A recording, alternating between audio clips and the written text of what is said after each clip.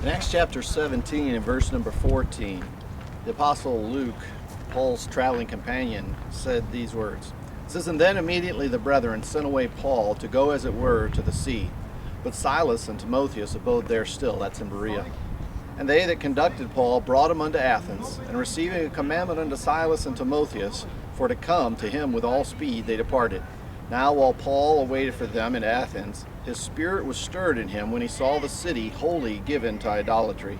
Therefore disputed he in the synagogue with the Jews, and with the devout persons, and in the market daily with them that met with him. Then certain philosophers of the Epicureans and of the Stoics encountered him. And some said, What will this babbler say? Others, some, he seemeth to be a setter forth of strange gods, because he preached unto them Jesus and the resurrection.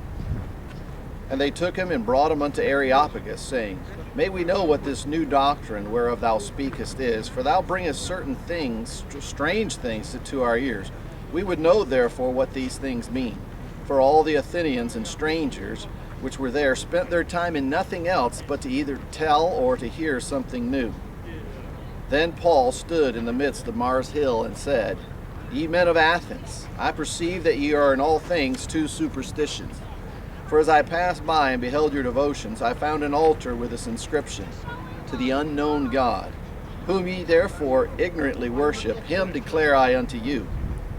God that made the world and all things therein, seeing that he is Lord of heaven and earth, dwelleth not in temples made with hands, neither is worship with men's hands, as though he needed anything. Seeth he giveth to all life and breath and all things.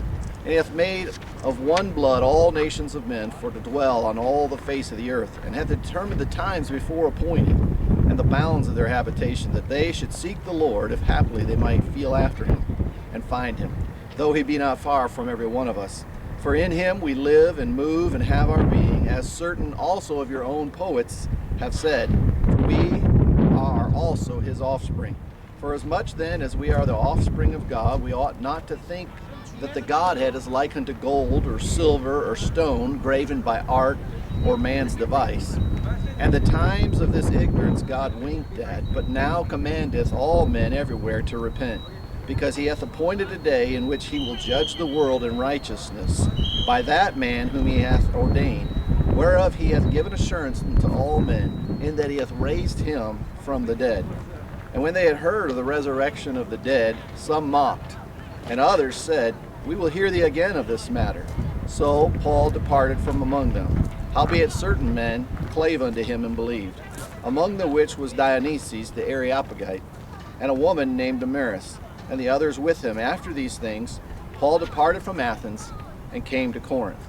Paul was literally a light that once stood here on this hill and brightened not just this city, but the whole continent of Europe and Asia as well, with the message of Jesus Christ. But unfortunately, the light has gone out in most of these areas.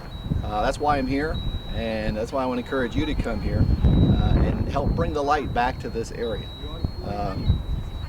Athens is once again a city wholly given over to idolatry, and they need the gospel of Jesus Christ. Will you pray about coming?